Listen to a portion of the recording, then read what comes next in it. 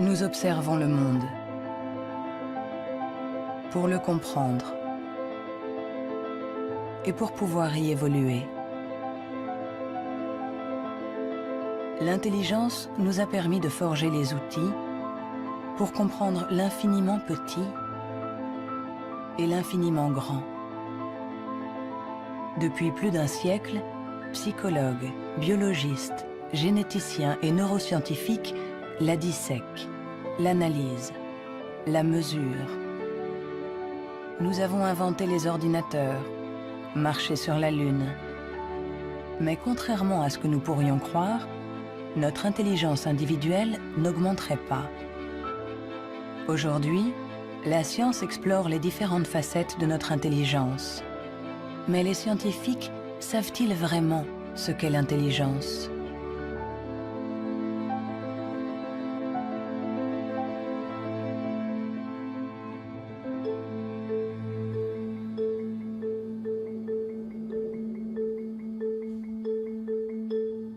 L'intelligence, c'est faire le lien. Assembler différents éléments pour trouver une solution. Pour la comprendre, il faut réussir à la fractionner, en isoler toutes les composantes. Les chercheurs se sont donc penchés sur ces différentes facettes.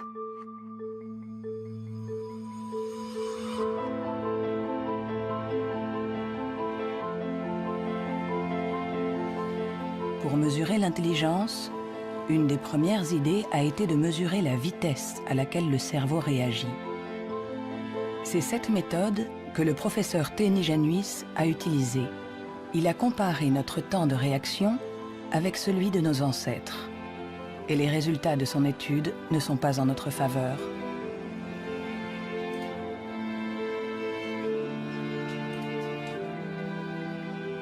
Pour mesurer le temps de réaction, on présente à un sujet une lumière sur un écran et il doit dire, en appuyant le plus vite possible sur un bouton, si elle apparaît à droite ou à gauche. Ce n'est donc pas un réflexe, mais une information simple que notre cerveau doit traiter. Ces études sur le temps de réaction sont très anciennes. Plusieurs d'entre elles ont été faites entre 1860 et 1880 en Grande-Bretagne par Francis Galton, le cousin de Charles Darwin. Il a testé plusieurs milliers de personnes qui étaient représentatives de la population de l'époque. Les gens avaient alors un temps de réaction très rapide. Nous avons donc cherché des études comparables qui auraient été faites durant les 120 dernières années. Et nous en avons trouvé une quinzaine. En les comparant, nous avons pu montrer que durant les 150 dernières années, les gens sont devenus de plus en plus lents.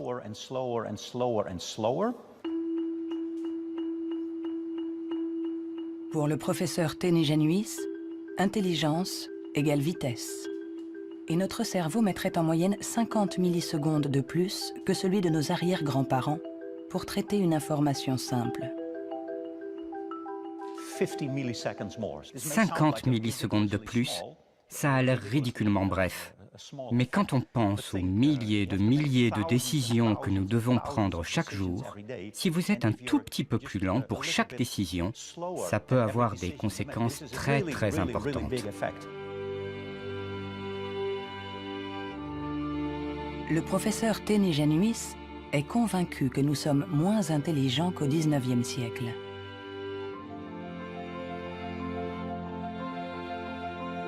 Il en voit la preuve dans l'incroyable inventivité de cette période, marquée par une explosion des innovations, de la créativité, des idées.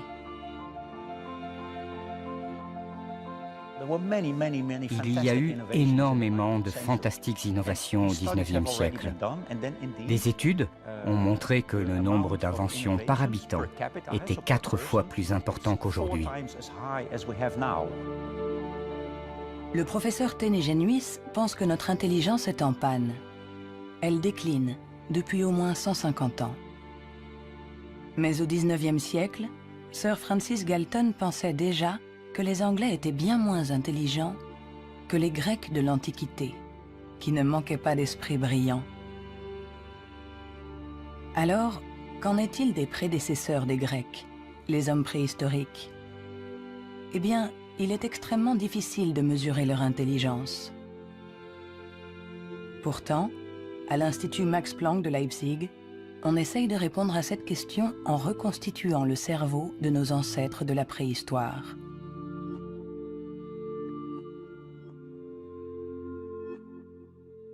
La paléoneurologie, c'est une science très frustrante, puisque son objet, j'allais dire, quasiment n'existe pas. On n'a pas de cerveau fossile.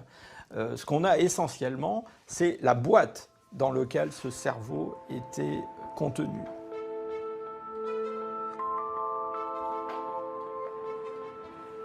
En comparant notre cerveau avec celui des hommes préhistoriques, les scientifiques se sont aperçus qu'il y avait des différences. Des différences de forme, mais aussi des différences de taille. Certains hommes préhistoriques avaient un cerveau plus grand que le nôtre. Quand on sait que tout ce que nous sommes, tout ce que nous pensons, nos souvenirs, notre personnalité, nos émotions, notre langage, tout dépend essentiellement de cet organe, alors est-ce que l'intelligence est directement liée à la taille? Il serait naïf de penser qu'il n'y a pas de lien entre la taille du cerveau et la complexité des comportements, entre guillemets, l'intelligence. On le voit dans le monde animal, hein, les animaux qui sont les plus intelligents, en particulier les cétacés, certaines formes de dauphins par exemple, sont des formes qui dans le monde animal ont de très grands cerveaux, un grand nombre de neurones. On retrouve chez eux quelque chose qui rappelle ce qu'on trouve chez les primates, les grands primates, et chez l'homme. L'évolution a fait croître la taille de notre cerveau pendant 2 millions d'années, pour atteindre son maximum il y a 15 000 ans environ.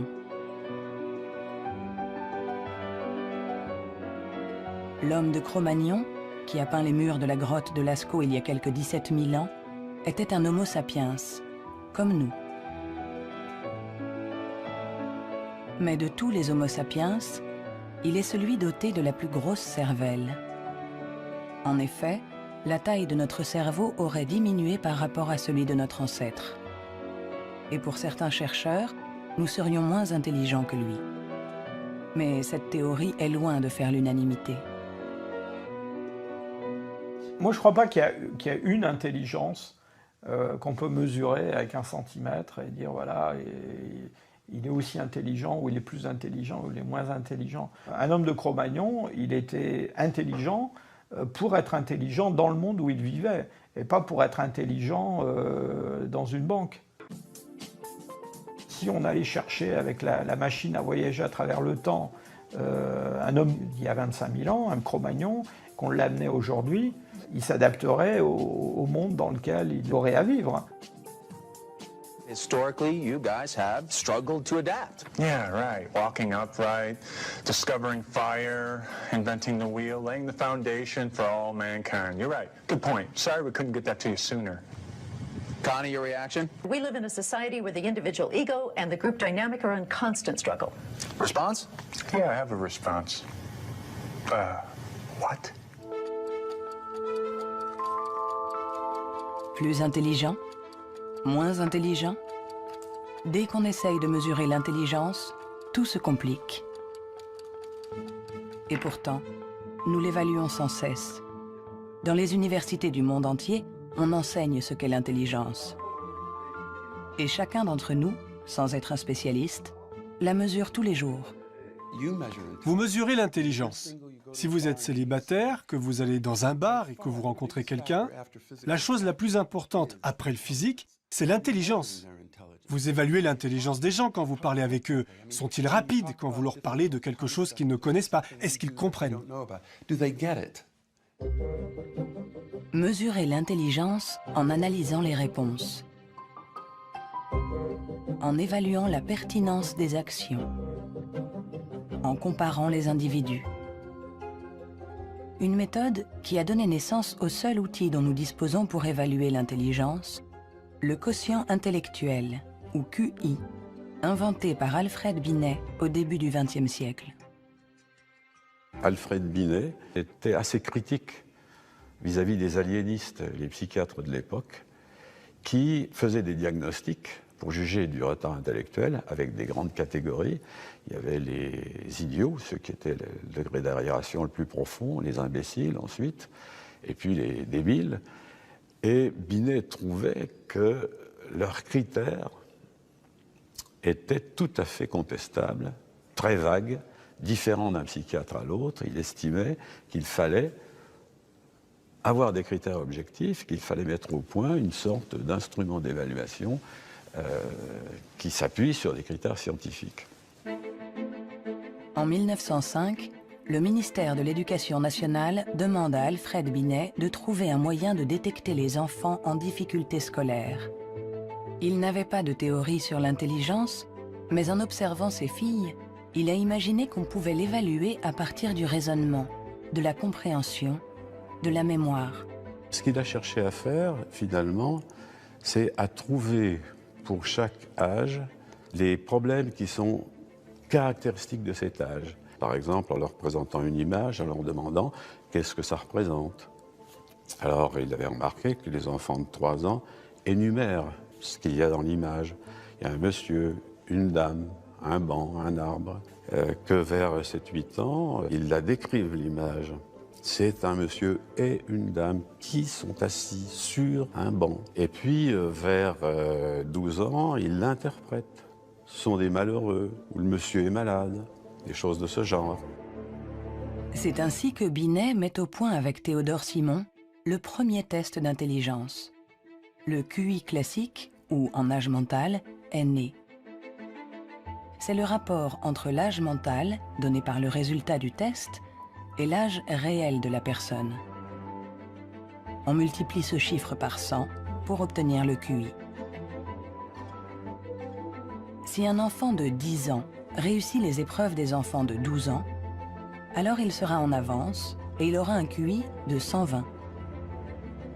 L'idée, ça a été de rapporter la performance d'un individu à la performance de ceux qui lui sont comparables, c'est-à-dire qui sont exactement dans la même catégorie d'âge, de la même culture, etc.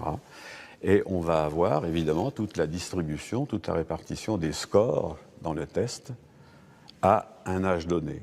Le QI, c'est juste la position d'un individu par rapport aux performances des gens qui sont comme lui, c'est-à-dire qui ont le même âge que lui. Nous accordons au QI un pouvoir exagéré, parce qu'il prétend évaluer cette qualité si particulière qu'est l'intelligence. Difficile dès lors de résister à la tentation de s'évaluer, de se comparer. Ce qui est un peu catastrophique, c'est ce qu'on voit actuellement sur des sites internet où on vous permet de calculer votre QI. Et alors je pense que des gens, ils font ça, ils se retrouvent avec un chiffre, et ils vont l'interpréter, si par exemple ce chiffre n'est pas bon, en se disant qu'ils ne sont pas intelligents. C'est absolument ridicule et catastrophique. Le 2. Il est ridicule de croire qu'un chiffre peut résumer quelqu'un. Le 4. Le 3. Les vrais tests de QI se font chez des psychologues agréés, Le 2. car il faut savoir les interpréter en les mettant en rapport avec le passé d'un individu, son présent, Le 2 ou le 3. sa personnalité. Le QI permet d'évaluer l'intelligence, de comparer les individus. Mais nous permet-il de savoir si notre intelligence a évolué depuis que Binet l'a inventé il y a plus d'un siècle? Réussissons-nous mieux aujourd'hui les tests de QI? C'est en Nouvelle-Zélande qu'on a apporté pour la première fois une réponse à cette question. C'est ici que James Flynn a fait une découverte surprenante que les scientifiques du monde entier ont baptisé l'effet Flynn.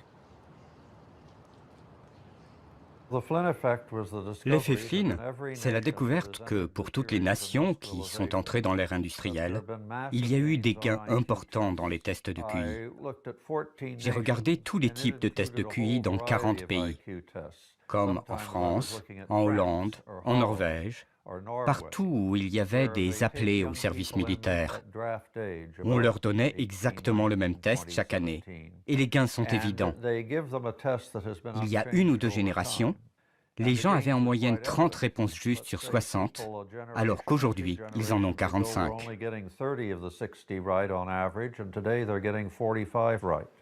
Après avoir passé au crible des dizaines et des dizaines d'études, James Flynn a montré que depuis plus de 60 ans, nous réussissons mieux les tests de QI. Est-ce que cela signifie que nous serions devenus plus intelligents que nos grands-parents? Un changement de QI ne signifie pas forcément un changement d'intelligence. Un exemple simple pour le comprendre, vous faites passer le test d'intelligence une première fois aujourd'hui. Vous le redonnez au même sujet demain. Il y a un effet d'apprentissage, il va réussir un peu mieux, il va avoir des scores un peu meilleurs. Ça ne veut pas dire qu'il est devenu plus intelligent, ça veut juste dire qu'il est un peu plus familier avec la façon de passer le test. L'augmentation du QI est due en grande partie à l'environnement, une meilleure nourriture, une meilleure éducation. Notre QI augmenterait de 2 à 3 points par année d'école supplémentaire et la durée de scolarisation est passée en moyenne de 6 ans au début du XXe siècle à 11 ans aujourd'hui dans les pays industrialisés. Tous ces effets se sont additionnés et ont fait augmenter les scores de QI.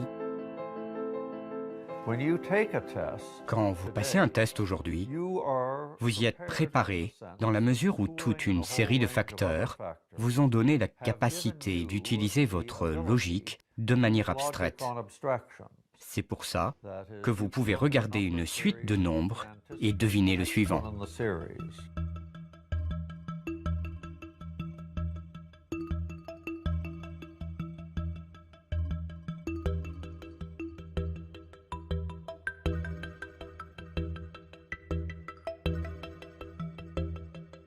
Avec l'intelligence, il ne faut pas se fier aux apparences. De meilleurs scores au test de QI ne nous disent pas que nous serions plus intelligents. Nous sommes juste mieux préparés pour réussir des tests de QI. Notre intelligence est comme un muscle que nous avons entraîné pour en exprimer tout le potentiel. Mais à force de nous entraîner, nous avons peut-être atteint nos limites. Les chiffres le prouvent. Après des décennies d'augmentation, les résultats au test de QI plafonnent. Ils diminuent même dans certains pays, comme l'Angleterre, le Danemark ou la Norvège. L'augmentation du QI est un phénomène qui a duré un siècle. Mais tous les pays vont finir par voir un plafonnement de cette augmentation. L'école a fait le plein. C'est elle qui a offert la capacité de manier des concepts abstraits. Et à moins d'une révolution de la pédagogie, les bénéfices dus à l'école vont plafonner parce que presque tout le monde aujourd'hui est scolarisé.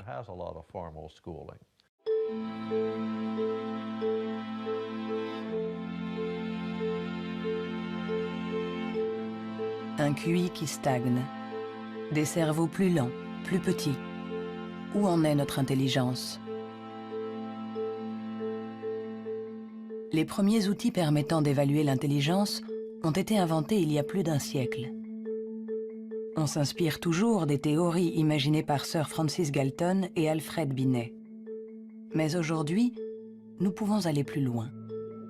Plutôt que de mesurer ce que l'intelligence produit, intéressons-nous à l'organe qui produit l'intelligence.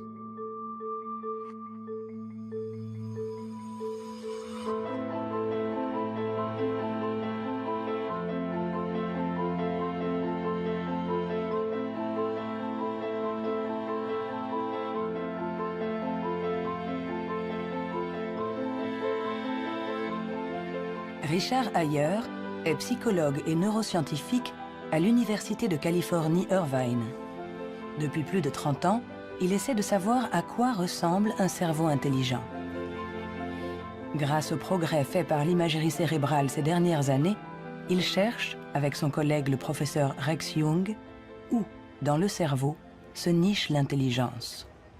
Nous regardons le cerveau de Richard Ayer, un très joli cerveau. Le docteur Ayer est une personne brillante, intelligente, et nous voyons toutes les régions qui sont le support de son intelligence.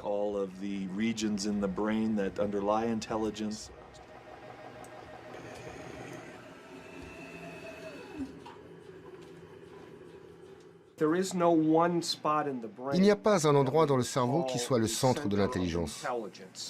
Les gens pensaient qu'il y avait un centre de l'intelligence à l'avant. Mais les recherches ont montré que lorsqu'on fait des tests d'intelligence à l'intérieur d'un scanner, on peut voir que la communication entre l'avant et l'arrière est très importante pendant que l'on résout les problèmes. Le professeur Ayer a été l'un des pionniers dans l'utilisation des techniques de neuroimagerie moderne. Sa première étude date de 1988. On n'avait alors jamais utilisé ces outils dans les recherches sur l'intelligence.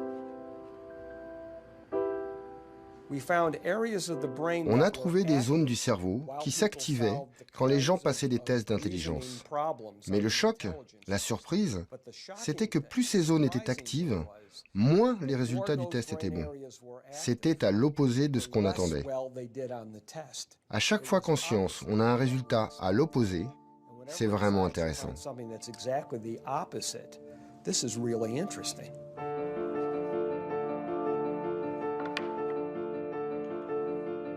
Un cerveau intelligent n'est pas un cerveau qui fonctionne plus, mais au contraire, un cerveau qui fonctionne moins. C'est ce qu'on appelle la neuroefficacité. Être intelligent, c'est résoudre un problème en faisant un minimum d'efforts.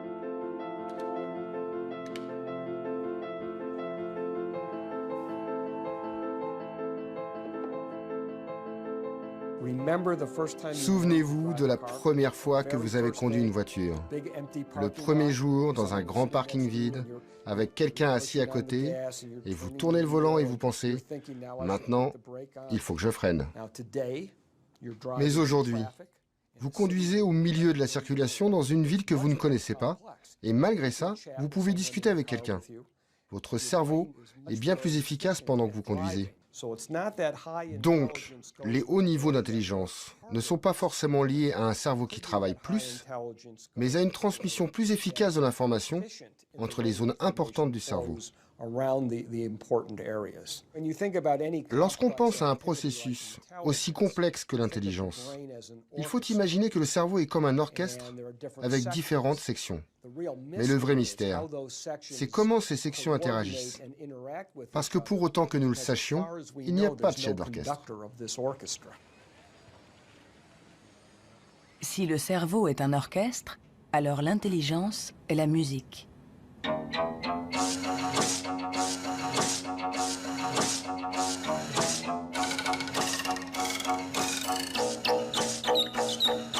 Nous commençons à déchiffrer la partition, mais nous ne savons toujours pas comment les musiciens parviennent à jouer ensemble. À l'université de la Sorbonne, le professeur Olivier Houdet est à la recherche de ce chef d'orchestre. Pour le trouver, il mesure l'activité électrique du cerveau pendant que des enfants résolvent des problèmes. Ce qui l'intéresse, c'est ce qu'il appelle les bugs de l'intelligence. Si vous présentez à un enfant ce dispositif avec 1, 2, 3, 4, 5 babards écartés ou 5 babards resserrés, et vous demandez à l'enfant, y a-t-il le même nombre de babards au-dessus et en dessous, jusqu'à 6-7 ans, tous les enfants du monde vont vous répondre « Ah ben non, il n'y en a pas pareil, il y en a plus là parce que c'est plus long ». Le cerveau de l'enfant est donc piégé par l'intelligence, c'est-à-dire visio-spatiale, selon laquelle longueur est égale à nombre. Dans le cerveau, ça se traduit par le fait qu'on a des chemins neuronaux différents pour résoudre une même tâche.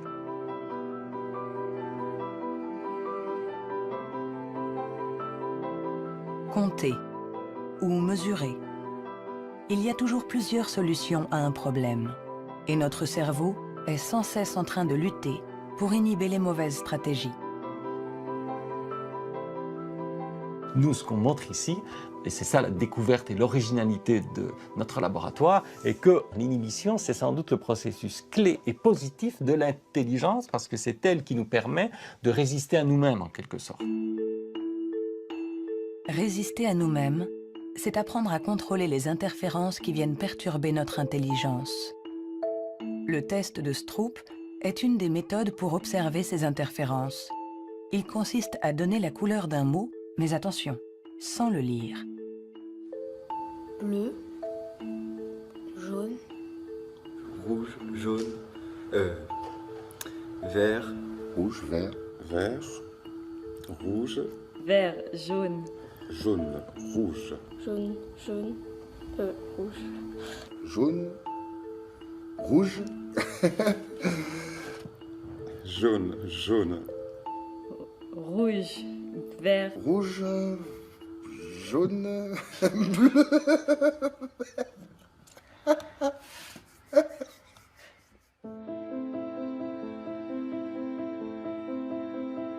Pour résoudre un problème, nous sollicitons différentes régions du cerveau reliées entre elles, mais qui sont parfois en compétition. Mais comment ces différentes zones communiquent-elles? C'est ce à quoi s'intéresse le professeur Douglas Fields à l'Institut national de la santé de Washington.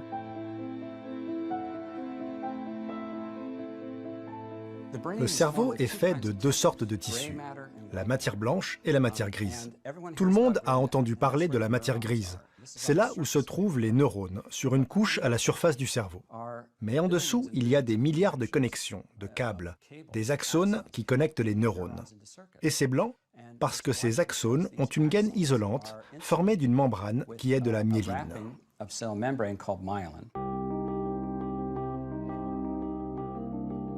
La myéline entoure les axones, permettant aux informations de circuler de manière rapide et efficace dans le cerveau.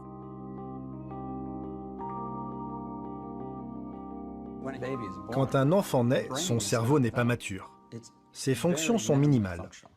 Un bébé ne peut quasiment rien faire. Il ne peut pas se nourrir, il ne voit pas vraiment, il ne sait pas marcher ni redresser la tête. C'est parce que notre cerveau est façonné en permanence par notre environnement.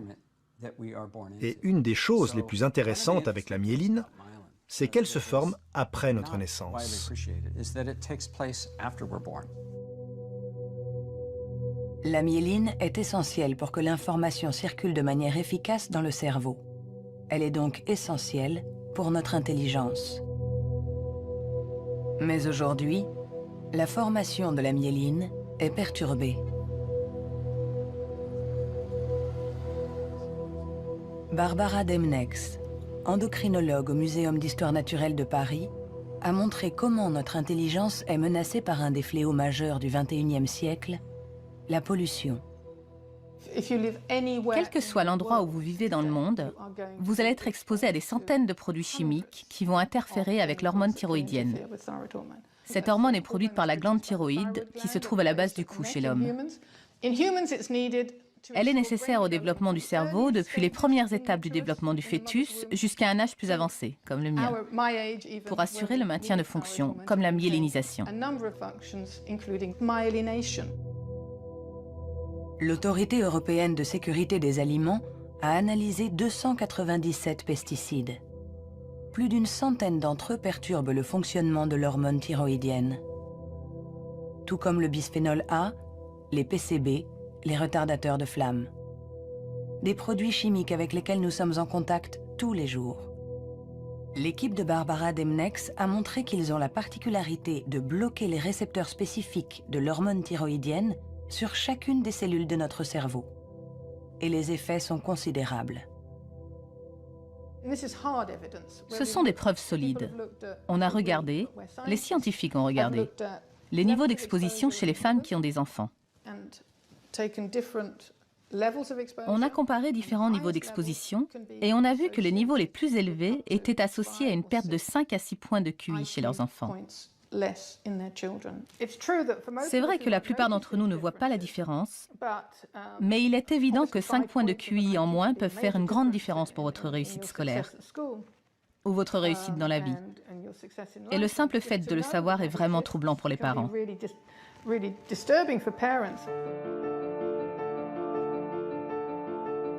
Notre intelligence nous a permis de créer un monde complexe au prix de la dégradation de notre environnement. Et nous pourrions en payer le prix si cette dégradation perturbe la formation de notre cerveau, en agissant sur la myéline par exemple. Mais si ce phénomène se confirme, comment le gérer? Pendant plus d'1 siècle, on a pensé que tous nos processus mentaux n'étaient dus qu'à l'activité électrique des neurones. Mais aujourd'hui, les neurobiologistes ont commencé à explorer un nouveau continent. Il n'y a que 15% des cellules du cerveau qui sont des neurones. Le reste, qui représente 85%, ne communique pas grâce à l'électricité. On l'appelle la glie. De nouvelles méthodes nous ont permis de voir avec surprise que les cellules gliales communiquent entre elles et avec les neurones. On est à la pointe des recherches sur le cerveau, car il y a là un changement fondamental dans la manière dont on pense que le cerveau fonctionne au niveau cellulaire. Les cellules gliales, des cellules bien plus nombreuses que les neurones et qui forment leur environnement. Certaines fabriquent la myéline. D'autres nourrissent les neurones et les protègent. On les appelle les astrocytes. Et une découverte inattendue a montré que les astrocytes jouaient un rôle dans l'intelligence. Tout a commencé avec un génie. En avril 1955, au Princeton Hospital du New Jersey, Thomas Harvey, médecin pathologiste, est en charge de l'autopsie de Albert Einstein. Et ce 18 avril, à 8 h du matin, il décide de voler le cerveau de celui que nous considérons comme l'incarnation du génie. Il espérait, en examinant le précieux organe, percer les secrets de l'intelligence. Après l'avoir conservé caché chez lui pendant 27 ans, il autorisa d'autres scientifiques à l'examiner. Et ils découvrirent quelque chose dans le cerveau d'Einstein qui était peut-être le secret de son intelligence. Le cerveau d'Albert Einstein a été examiné pour voir ce qui le rendait plus intelligent. Et il n'y avait pas de différence sur le nombre de neurones, sur la taille des neurones, il n'y avait rien. Mais son cerveau avait plus d'astrocytes. Et beaucoup de gens se sont intéressés au rôle joué par les astrocytes dans l'intelligence. Les astrocytes. Des cellules gliales identifiées il y a plus d'1 siècle. Mais ces dernières années, les scientifiques se sont aperçus que leur rôle était plus complexe que ce qu'ils imaginaient.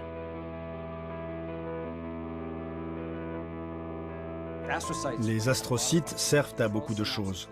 Ils contrôlent les synapses, ils contrôlent le flux sanguin dans le cerveau, ils nourrissent les neurones, ils réagissent aux blessures. Toutes ces choses étaient considérées comme des tâches ménagères faites par les astrocytes dans le cerveau. Et plein de gens ne les prenaient pas au sérieux. Jusqu'à ce qu'on réalise que ces tâches ménagères font que l'astrocyte contrôle le neurone. Un astrocyte humain contrôle des centaines de neurones. Bien plus que ce que peut faire un astrocyte de souris, par exemple. En se basant sur cette observation, une équipe de l'Université de Rochester a mis au point une expérience fascinante. Pour mieux comprendre l'intelligence humaine, ils ont décidé de lui faire franchir la barrière des espèces. Ils ont greffé des astrocytes humains dans le cerveau de souris.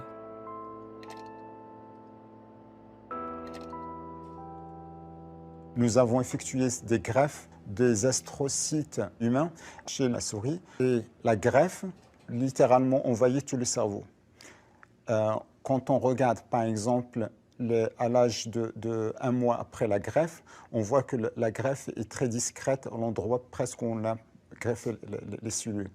Si on revient 1 an plus tard, tout le cerveau devient greffé On remplace littéralement toutes les cellules par les cellules humaines. On s'est rendu compte que ces souris sont plus aptes à avoir une meilleure mémoire et un meilleur apprentissage que les souris non greffées. Pour tester les capacités de ces souris au cerveau modifié, les chercheurs les ont placées dans un labyrinthe. Résultat, les souris greffées trouvent la sortie 2 fois plus vite que les souris non greffées. Cette expérience ne laisse plus la place au doute. Les astrocytes contribuent à favoriser la mémoire et l'apprentissage. Ils jouent un rôle clé dans notre intelligence.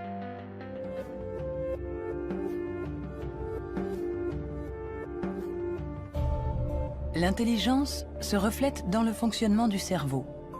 Mais comment expliquer les différences d'intelligence de nos collègues, de nos amis, de nos parents? Ont-ils plus de matière blanche? Moins d'astrocytes? Des neurones plus rapides? Ce qui est à l'origine de nos capacités se trouve en partie dans nos gènes.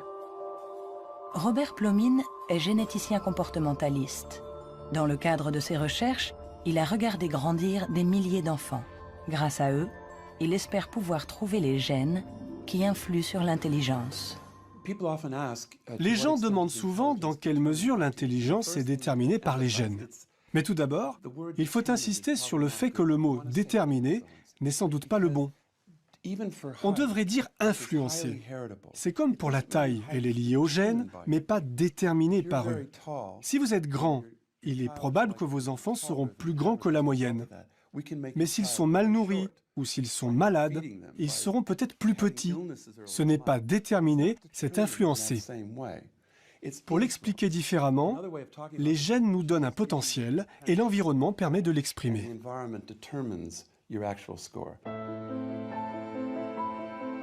Pour comprendre les relations complexes entre gènes et intelligence, Robert Plomine fait passer des tests à des milliers de jumeaux. Les vrais jumeaux ont ceci de particulier que ce sont des clones. Ils partagent exactement les mêmes gènes.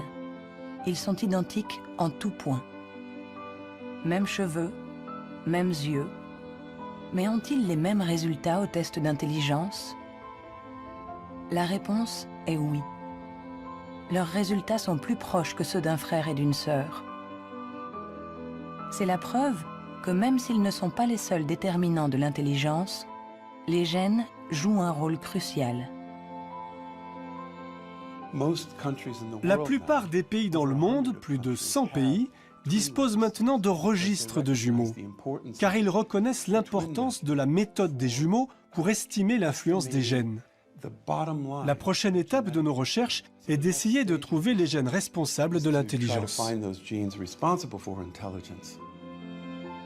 Pour cela, Robert Plomine utilise des puces à ADN capables de détecter plus d'1 million de marqueurs génétiques.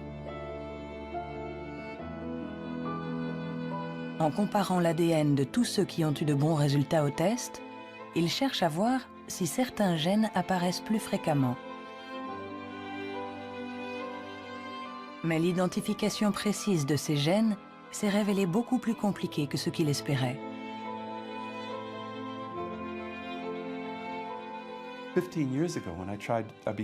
Il y a 15 ans, quand j'ai commencé à essayer de trouver les gènes de l'intelligence, personne n'imaginait que ce serait aussi difficile. On a identifié plus de 300 gènes qui influent sur l'intelligence. Et le problème, c'est qu'on en a identifié seulement 1%.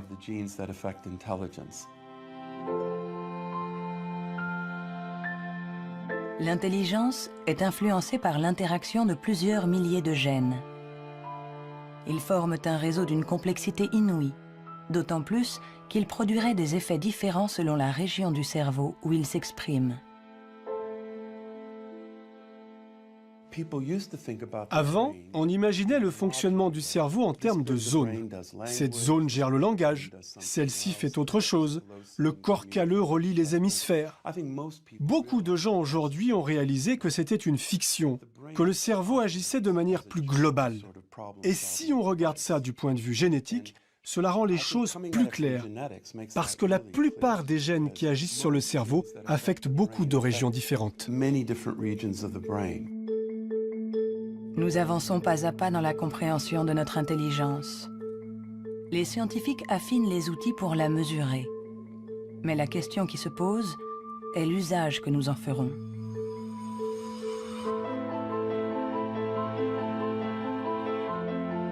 L'intelligence est ce qui prédit le mieux notre niveau d'études, notre emploi. Par conséquent, parler de l'intelligence de quelqu'un n'est pas anodin.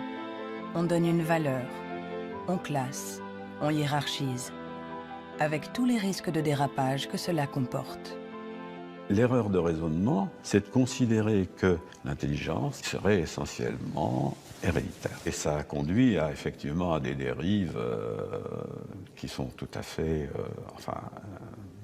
ridicules, je dirais, absolument ridicules. Pour en donner un exemple, en 1924, je crois, une loi a été votée aux États-Unis qui restreignait l'immigration, qui mettait des quotas pour l'immigration, parce que dans les tests, ils avaient en moyenne des résultats moins bons. Et donc, ils étaient supposés être héréditairement moins intelligents. Il fallait qu'il en vienne moins aux États-Unis pour ne pas faire baisser la moyenne. On les accueillait, vous savez, dans Ellis Island, cette petite île qui est en face de New York, et pas mal d'entre eux ont été renvoyés, et notamment ceux qui, dans les années 30, commençaient à sentir la montée du nazisme, je pense aux Juifs de l'Europe de l'Est, par exemple, et qui ont été refoulés pour des raisons absolument idiotes. On a longtemps cru qu'on ne pouvait pas échapper à ses origines. Notre hérédité était supposée contrôler nos vies. La science, depuis, nous a heureusement éloignés de cette vision déterministe. Mais l'intelligence est un sujet à part, un sujet si sensible que les faux pas et les excès ont marqué son histoire. William Shockley, physicien visionnaire, prix Nobel pour sa découverte du transistor, se montra moins brillant lorsqu'il décida de se pencher sur l'étude de l'intelligence. Dr. Shockley, if you could answer it yes or no, I would appreciate it. Do you believe that black people are inferior in intelligence because of their heredity? What I say is this. My research leads me, and it's a tragic conclusion, really, my research leads me inescapably to the opinion that the major cause of the American Negro's intellectual and social deficits is hereditary and racially genetic in origin, and thus not remediable to a major degree by practical improvements in environment. Then what do you see as the solution to the problem?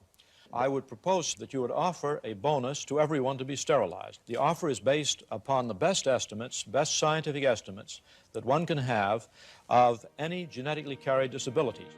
1974, c'était tout juste hier, une époque pas si lointaine où certains se servaient du QI pour justifier des théories racistes, pour exclure ceux qui étaient différents. Joseph Chovanec est atteint du syndrome d'Asperger, une forme d'autisme qui peut cohabiter avec un QI élevé. Diplômé de Sciences Po, docteur en philosophie, écrivain. À 6 ans, il ne disait pas un mot. Aujourd'hui, il parle 7 langues, dont l'hébreu, l'arabe, le perse et l'azerbaïdjanais. Je fais partie de ces enfants qui étaient promis à la poubelle. Pendant très longtemps, on nous a dit que les personnes autistes étaient déficientes intellectuelles. On a posé presque comme synonyme déficience intellectuelle et autisme. Alors qu'aujourd'hui, on sait bien que ce n'est pas le cas. Chaque société humaine a besoin d'un certain nombre de hiérarchies, a besoin que les gens se démarquent un peu des autres.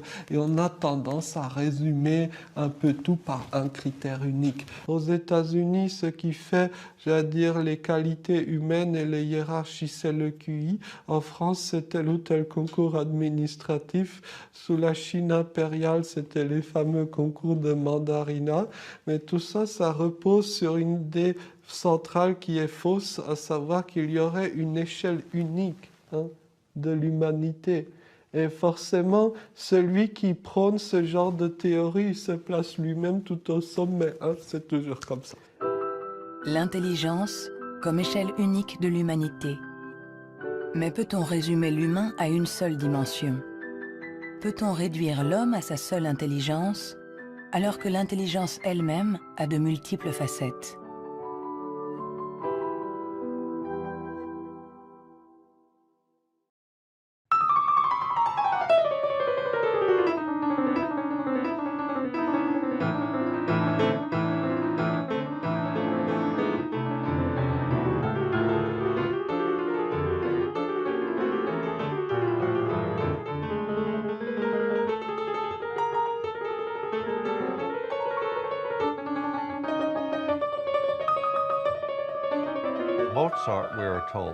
Mozart, dit-on, pouvait avoir à l'esprit une symphonie en entier.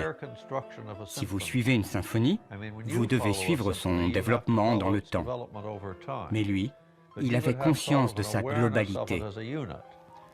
C'est un peu le même niveau de complexité que pour un mathématicien qui pense à 7 ou 8 formules et voit toutes les connexions possibles entre elles. Alors on peut toujours objecter. Est-ce que l'intelligence musicale est une forme d'intelligence? Ce n'est pas important. Ce qui est important, c'est que ça existe et que ceux qui l'ont n'ont pas obligatoirement de grand QI.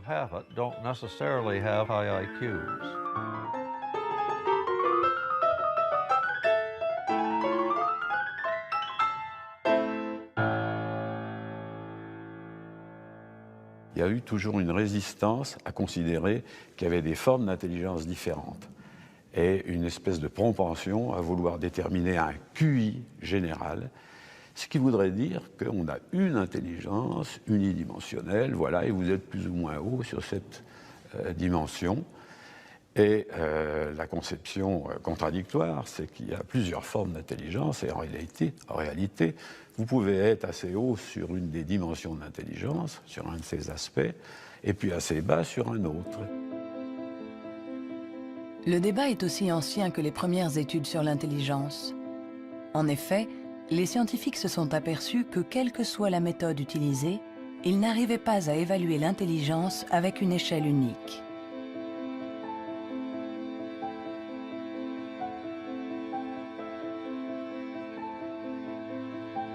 À l'Université du Nouveau-Mexique, le professeur Rex Jung est convaincu que pour résoudre n'importe quel problème, nous utilisons différentes manières de raisonner, que ce que nous appelons intelligence n'est que l'une d'entre elles. Je pense que la créativité est un autre mode de fonctionnement du cerveau. Je cherche à savoir si elle est différente de l'intelligence. Est-elle similaire? Est-ce que c'est la même chose ou bien est-ce différent? J'en suis arrivé à la conclusion que la créativité est un processus de raisonnement fondamentalement différent.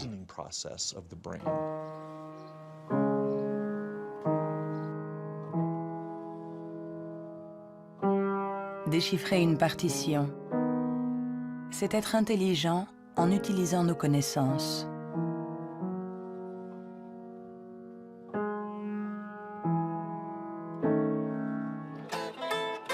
Improviser, c'est être intelligent en inventant, en étant créatif.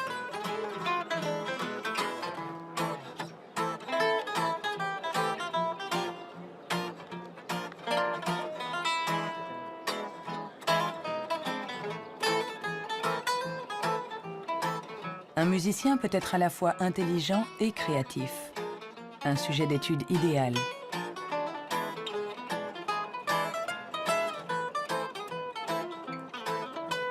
Le professeur Jung a examiné de nombreux cerveaux pour savoir comment intelligence et créativité peuvent cohabiter. Je travaille sur l'hypothèse que ce sont des partenaires et qu'il y a deux réseaux différents dans le cerveau qui coopèrent pour nous permettre de raisonner.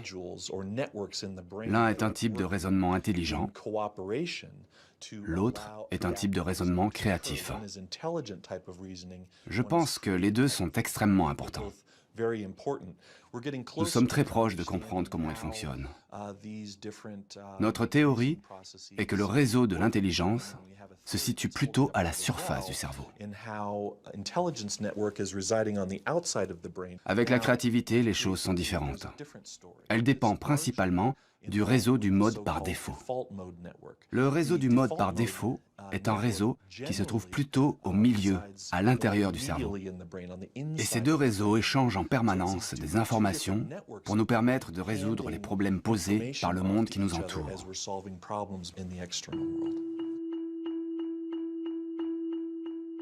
Nous avons tous expérimenté cette sensation d'une idée surgissant de nulle part avec la force de l'évidence.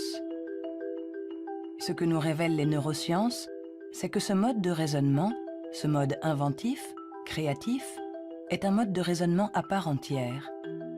Peut-on être intelligent sans être créatif? Ou créatif sans être intelligent?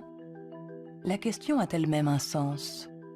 Pour évoluer intelligemment dans le monde, n'avons-nous pas besoin de toutes les ressources de notre esprit? On ne peut pas être créatif en physique, par exemple, si on n'a qu'une éducation physique.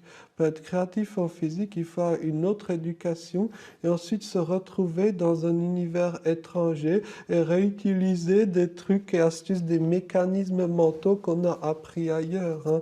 Et le drame de la recherche stérile, c'est la recherche qui ne connaît que sa petite chapelle, où il n'y a ni import ni export de données, hein. Par contre, tous ceux qui ont été créatifs, ce sont des gens qui ont importé des idées d'un univers autre.